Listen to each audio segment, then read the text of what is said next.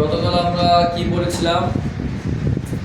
গতকাল পড়েছিলাম আমরা তাসদীদের পরিচয়, ঠিক না? কোরআন মাজিদ শিখতে হলে কয়টি বিষয় জানতে হবে? 8টি বিষয়। এক নম্বর কি? হরফ। এক নম্বর কি?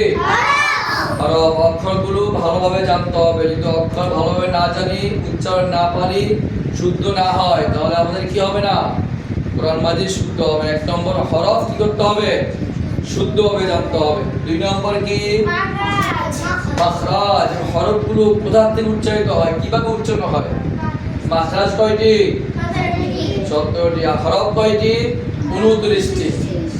মাখরাজ শেষ। তারপর হরকত। হরকত জবর জের পেশ আকার ও শিকার রুসুকার বাংলাতে। হরকত আমাদের শেষ। তারপরে জজম। জজম শেষ, তাসদীদ শেষ। আজকে শিখব আমরা কি? তানবিন। বল, 2 জবর 2 জের 2 পেশ কে তানবিন বলে? 2 জবর 2 জের 2 পেশ কে তানবিন বলে? তানবিনের উচ্চারণ। তাড়াতাড়ি করিয়া পড়িতে হয়। আস্তে আস্তে আস্তে আস্তে বলো। 2 জবর 2 জের 2 পেশ কে কি বলে? 2 জবর 2 জের 2 পেশ কে তানবিন বলে?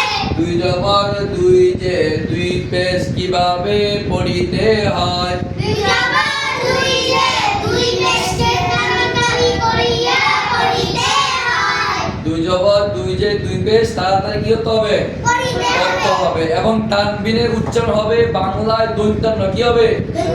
দন্তান্ন হবে বাংলাতে। এই আর আরবিতে হবে তানবিন উচ্চারণ নুন সাকিন। যেমন বা আলিফ 2 জবর বা, বা নুন জবর বান। ইয়াত তানবিন উচ্চারণ কি হবে? নুন সাকিনের উচ্চারণ হবে। আর বাংলাতে কি উচ্চারণ হবে? দন্তান্ন হবে। যেমন বা আলিফ 2 জবর বা, বা নুন জবর বা, বয়কার বা দন্তান্ন বা। এবার তা আলিফ 2 জবর তা, তা নুন জবর তা, তয়কার তা দন্তান্ন তা। অর্থাৎ তানবিনের উচ্চারণ সবসময় কি হবে? নুন সাকিন এবং বাংলায় দন্তান্ন হবে। বলো।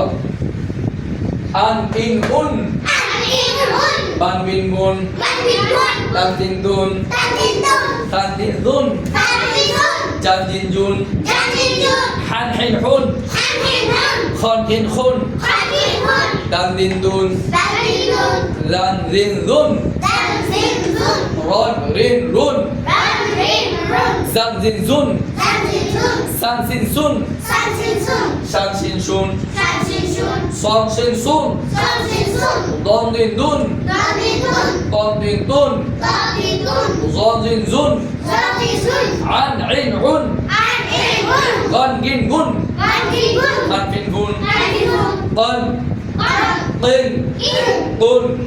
কান কিন কুন, লান লিন লুন, মান মিন মুন, নান নিন নুন, ওয়ান উইন গুন, হান হিন হুন, আন ইন উন, ইয়ান ইন ইউন, ইয়ান ইন ইউন। তানবিন আমাদের শেষ। তাহলে আমাদের কি শেষ হলো? 6টি শেষ। আর বাকি আছে আমাদের মাদ এবং গুন্না।